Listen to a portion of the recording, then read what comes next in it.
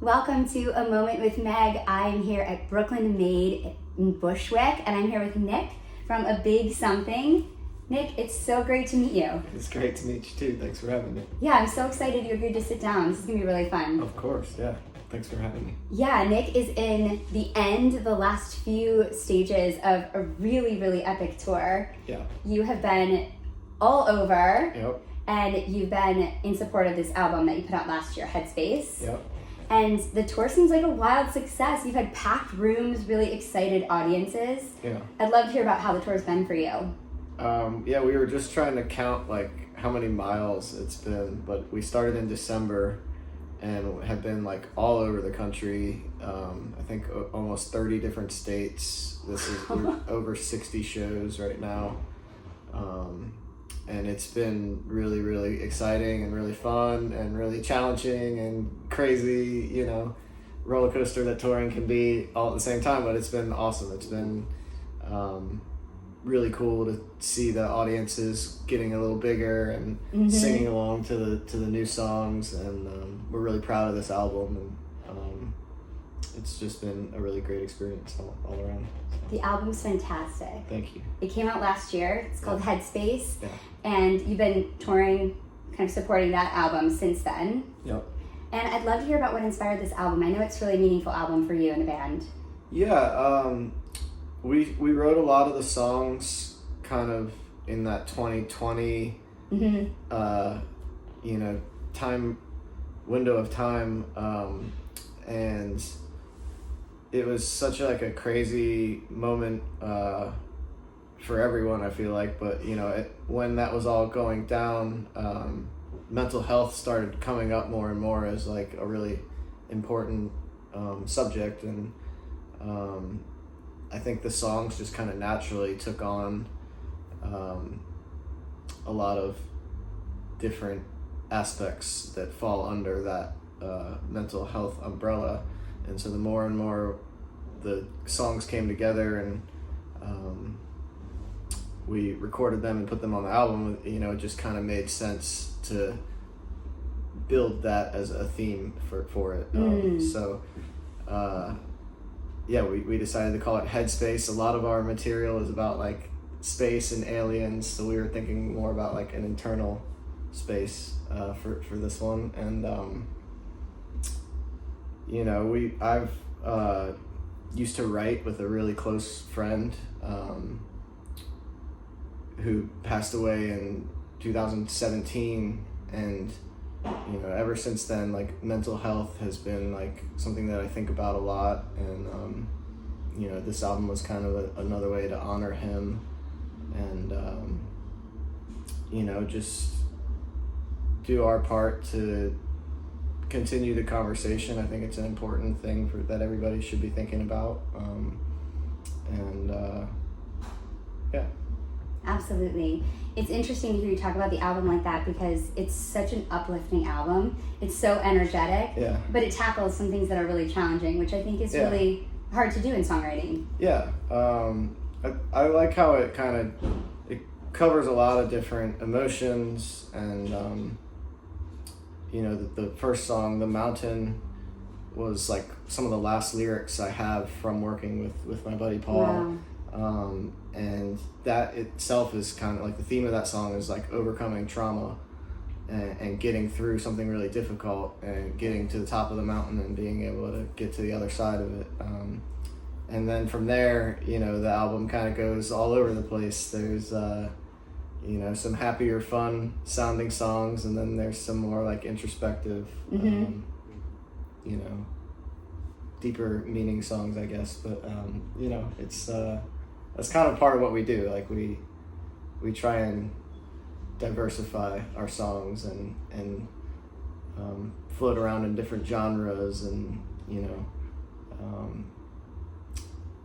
the lyrics are really important to me and important to us, and have always been like a focus for the music. Yeah, I think that's really important in songwriting. Yeah, and you can tell. Yeah. And you did a lot of collaborating on this album too, right? You worked with Andy Frasco, and also is it Josh Phillips? Yeah. He's a local North Carolina musician. Yeah. Yeah, so why do you think it's so important to collaborate, or what do you love about collaborating? I think writing songs, collaborating with another person, it gets me out of my own head, and it allows things to open up in other directions that I wouldn't have normally thought of. Mm-hmm. And I love hearing like another writer's like what their initial like instinct is for like a musical idea, like a chord progression as it's first being written or thought of. Having that like outside imagination to kind of bounce ideas off of, it becomes a conversation, and I feel like it almost like elevates everything and makes it all like it kind of, for me, it helps it all like come together. It makes it like a bigger thing than just something that like I'm trying to think of. A lot of times like I get stuck in certain lanes, and having that like other creative person who's, a lot of these people that we're collaborating with are already like really good writers, really creative, imaginative people. So it's really fun. That makes it fun, you know. That's like something that my buddy Paul and I always used to love to do, is just sit down and hang out and listen to music and write songs. You know, it was something that we did for fun. And then when he passed away,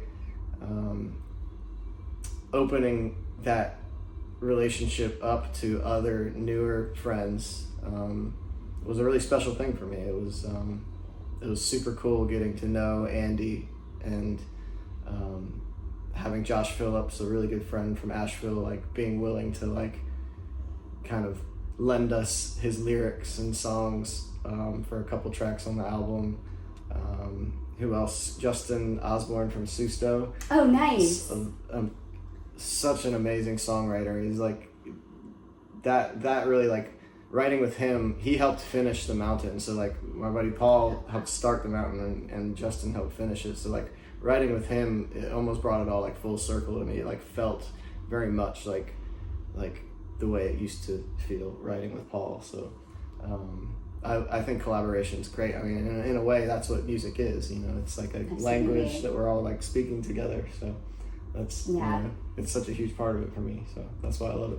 There's nothing like making art with someone. Yes. I think just nothing like it. Yeah, that's for sure. So exciting. Yeah. One thing that I think really stands out about Big Something is your singing voice. Thank you. You have such a radio-friendly voice. It sounds so good on Sirius XM Jam On. Whenever I hear you guys, I'm like, yes. I'm curious, were you always a singer, or were you a musician who learned to sing? I feel like I'm still learning to sing. And I feel like my voice has gotten better over time. And mainly I feel like that's because I'm learning how to use it more over time. And I'm like learning like what my voice is capable of, and kind of like letting it just do its own natural thing more so than I used to. Like when I listen to older recordings of myself, I feel like I'm like straining a lot and like not as always like in tune, or you know, the breath is a little bit different. But now like I feel like I've really learned like what my voice is, like the way that I can like use my breath and try and get a little bit of the like raspiness in there, but also like keep it smooth and in pitch and on tune. Like that's something that I've been, you know, learning and working on, you know, every time I sing. So it's like, it's kind of like a muscle. Like the more you train it and work it out, the in theory, the better it'll get. So that's, you know, where I'm at with it. But I appreciate you saying that. Yeah, well, you can definitely hear that. I mean, it's an instrument, right? Exactly. In a way. Yeah, absolutely.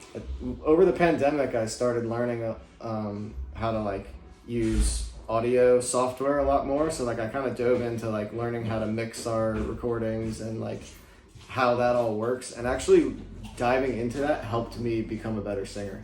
And that's fascinating. I like, because I solo my voice in the recordings now, and I'm listening to exactly where I'm like, you know, a little flat or a little sharp. And like, you can also like go in and tune it using like a tuning plugin, and just like learning how to do that helped me hear things differently on stage. So now I can like hear where I'm going to, like where I'm trying to land on a note. Like I know like that's where it's supposed to be. That's really cool. So that, you know, that was a really nice thing about having that like window of time off, like learning new stuff, and I think it helped me as a singer for sure. Definitely. Are there certain singers that you like or that you listen to or that have influenced you as a singer? Yeah. I like when voices have character, Yeah. And it's like, not necessarily, it doesn't always have to be like a perfect sounding voice. David Byrne talks about that a lot, where he's like, he uses the flaws in his voice to his advantage. Like he kind of like almost accentuates them. And like our producer that we worked with a lot on, recording all of our albums, John Custer, he always would like, his eyes would light up when a mistake would happen. He would say, that sounded cool, because it was like, it added a little bit of character. So like I definitely I like people that don't sound generic singers. Like my favorite singers are the ones that kind of have their own unique voice, like maybe a little bit of raspiness, or like you can really feel that there's like a vibe and a character and a soul to the things that they're singing. Those are my favorite. That comes through. Yeah, that's awesome. So I spent a lot of time in North Carolina. I know Big Something's from North Carolina. Yeah. Do you have a favorite barbecue spot? Well, I live in Lexington now, so I'm gonna have to go with Lexington Barbecue. All right, nice. I gotta try it. That's like the like essential North Carolina barbecue, I think. The classic like vinegar style. So good. Yeah, so good. And like when you drive past the building, you can smell it from like miles away. Like and you walk in there and it's like, feels like it's like, a blast from the past. Yes. Like it's a really cool little spot. North Carolina barbecue. Yeah. There's nothing like it. It's so good. Yeah. So I want to just end by talking, because you have a big summer coming up. You've got a lot of festivals, and then it kind of culminates with your own festival, the Big What, which has been around for a long time now. Yeah. 10 years or longer? So it started in 2012, I think. Wow. And we went 8 years in a row, then took a couple years off for the pandemic. The 9th one was in 2022, and then this will be the 10th one. That's so amazing. 2024. So That's so exciting. And your lineup is incredible. Thank you so much. You've got Andy Frasco, you've got Mark Brownstein, Doom Flamingo, Elephant Proof. Yeah. I was blown away. Hell yeah, thank you. So if you've never been, like what can people expect? Tell us a little bit about like the vibe or what the Big What's like. Well, I think like when you have like a normal festival promoter throwing an event, it's like its own thing, and those are really fun and cool. But then when you have a band or an artist throwing their own thing, it becomes like a little bit more like about the community of the band, and we just try and really make it unique and special and not like other festivals, and there's no overlapping music, so like whoever's playing at that time is the only act playing. We as the band members kind of like, it's almost like we get to DJ the whole thing, That's like, really we're cool. Like, let's start it off with some bluegrass, and then let's get into like some more funky, dancey stuff. Let's throw some like psychedelic rock and like harder, heavier stuff. So it's like, it's cool planning out the schedule with the rest of the guys, and thinking of like creative surprises and fun things to do with like the people that are there. Yeah. So it's definitely more of a community vibe. We call the friends and fans there the What Fam. I love that. And they're just such a great group. They're very supportive and friendly, and we don't usually have a lot of problems. It's just kind of like a cool thing to experience and be a part of. Good North Carolina hospitality. If you've never seen a jam band show in North Carolina in the summer, I'm going to say you haven't lived. It's just a vibe, man. It's a real vibe. So everybody should check that out if you haven't. It's going to be end of August in North Carolina, August the Big What? 22nd through the 24th at Shakori Hills in Pittsboro, North Carolina. I mean, that's going to be gorgeous. That's going to be gorgeous. You can get some barbecue on your way down. We living right. Yep, there's wooded camping. All the camping's in the woods. And there's going to be all kinds of, there's a really cool art gallery that's going to be there. We feature a lot of like regional artists from like Appalachian area. Wow. And a lot of good food. The venue itself is really beautiful. So yeah, it's going to be a good time. That's going to be great. Yeah. Well, thank you so much for sitting down with me. Of course. This was so fun to get to know you. Yeah, of course. Thanks for having me. Absolutely. It was awesome. And everybody check out The Big What, and thanks for checking out A Moment with Meg. We'll see you next time.